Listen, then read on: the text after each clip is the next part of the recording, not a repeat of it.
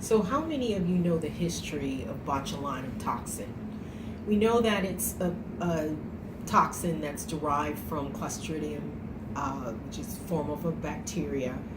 But initially it was FDA cleared for strabismus. Strabismus is when you're kind of cockeyed. So you're looking straight, this side's looking straight, this side's looking kind of to the side. Well, what we knew was that this muscle was pulling like a steering wheel in a car. When you pull more on the right side, it's going to turn you to the right. Therefore, the muscle on the lateral side of the eye seemed to be a little bit more tense, and therefore the eye deviated. So initially, a little bit, just a unit or two, was injected on the side of the eye muscle to relax that muscle, so therefore the eye would straighten itself. So that was the first FDA indication, which was in 1988. But what they found was that the side of the strabismus, when it was injected, the person, when they smiled, they didn't have the crow's feet in this region.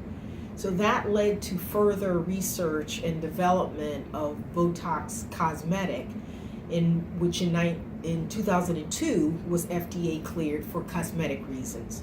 So botulinum toxin has a long history of being used for medical treatment before cosmetic. And it's safe around the eyes and other areas that we have found with later follow-up research. So this was the first kid on the block to what we call relax the muscles of expression, which led to improving the cosmetic effect. Then about 5 years later, Dysport came on the scene, and then a few years after that, Xeomin. So there are three products that come out. So when people come and ask me about Botox, I don't know if they're talking about the brand Botox or they're talking about one of these three.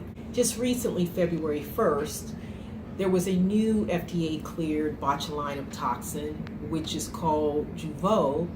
And this preparation, again, is a botulinum toxin A. Now, recently I conducted some research on a product called Revance. We don't have the name of what it's going to be FDA cleared to be called yet, but it's a company that has come out and we've tested a longer acting botulinum toxin. So on the average, what we see is these last anywhere from 3 to 4 months. So on the average, 3 to 4 times injections a year to keep the muscles relaxed. Whereas the Revance preparation that's going to probably be cleared next year for cosmetic purposes can average lasting roughly 6 months or longer. So we're all waiting to see the new developments with the botulinum toxins. They seem to be working on having them last longer, because when people get these injected, they love it. We refer to it as the office crack because people can't stay away from it. Once you get it done, you'll love it.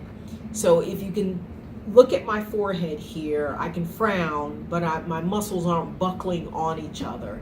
And that's what these are intended to do, not to paralyze or freeze your expression, but just to relax the expression and have less wrinkling of the muscles, means less wrinkling of the skin.